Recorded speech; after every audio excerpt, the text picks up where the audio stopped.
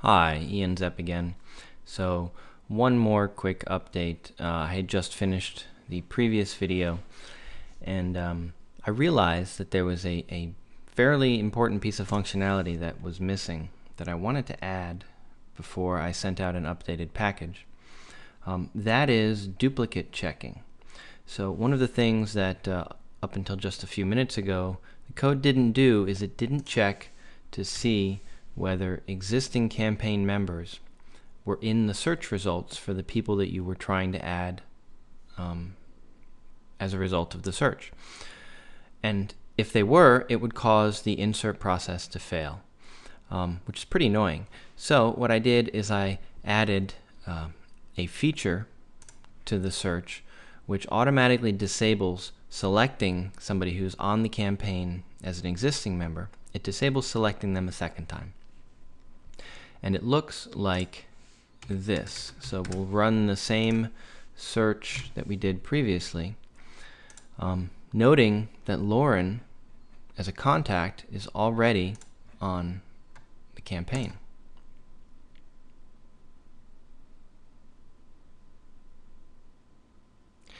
And so what we see here is that Lauren, she shows up as a search result, but she's checked off and disabled because she's already on the campaign.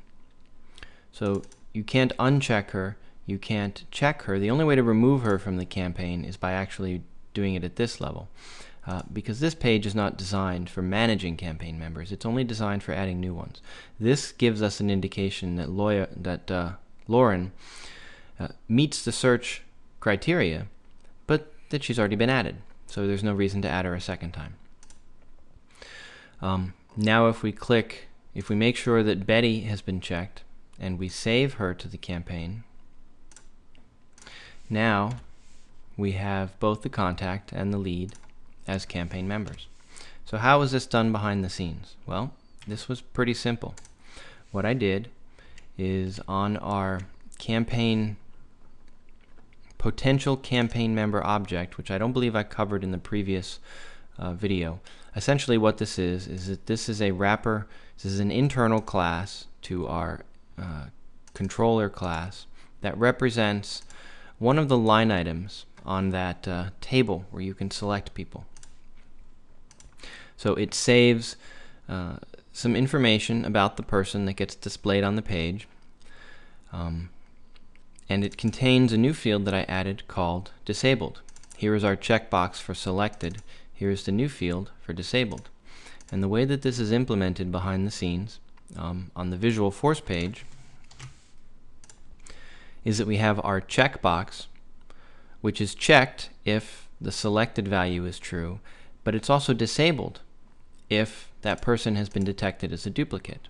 So how do we do duplicate detection? Well, we run an extra query right after we find the zip codes. We do a third query to fetch all of the existing campaign members.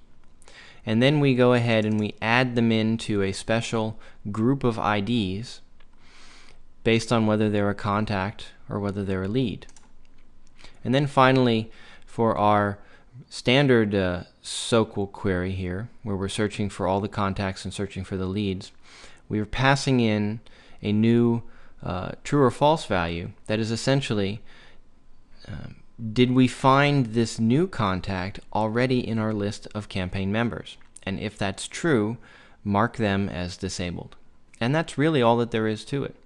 We do this for the contacts, and we do this for the leads, and the net result is that we no longer, while we see the duplicate results, we are no longer able to actually add in duplicate campaign members. So anyways, I thought that would be an interesting second video, and as always, thanks for watching.